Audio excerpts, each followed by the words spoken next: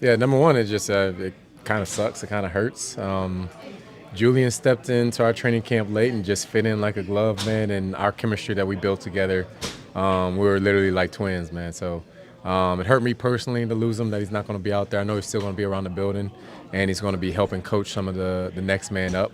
But what it's going to take is that we just got to believe and trust in that next man, and that this is an opportunity for him to get a chance to step up on the field and go and make some plays. Yeah, Coach Moore alluded to the fact that it would be Jonas Sanker that fills in the majority of the time in that role.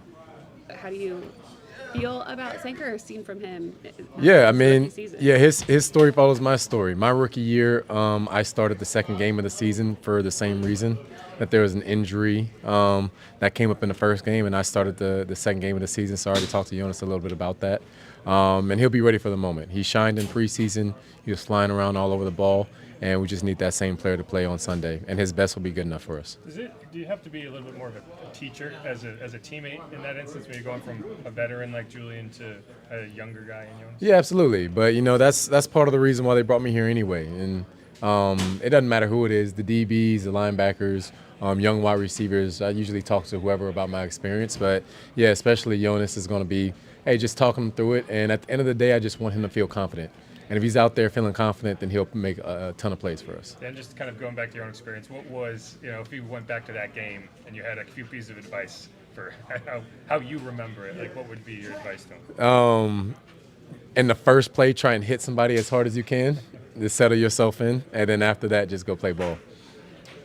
Brock Purdy is considered a long shot to play. Any change of preparation if perhaps it's Mac Jones and not Brock? Yeah, a little bit. Brock Purdy, he's an unassuming dude, but the guy is a baller.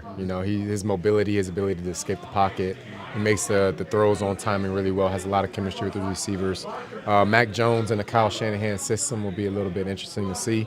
I don't think Mac has the same level of mobility as Brock does.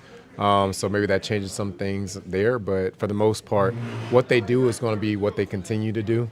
When they had Jimmy Garoppolo at quarterback, it was the same offense. When they had Trey Lance at quarterback, it was the same offense. So if Mac Jones steps in for Brock Purdy, it's going to continue to be the same offense. So we'll prepare the same way. What are kind of the staples of a Kyle Shanahan offense that you guys are focusing and aware of? Yeah, number one is just 23, man. You got to know where that guy is at all times.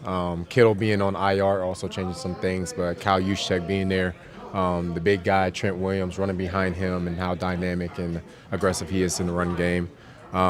They're still going to have their weapons. Juwan Jennings is a very talented wide receiver that will be able to step up and make some plays.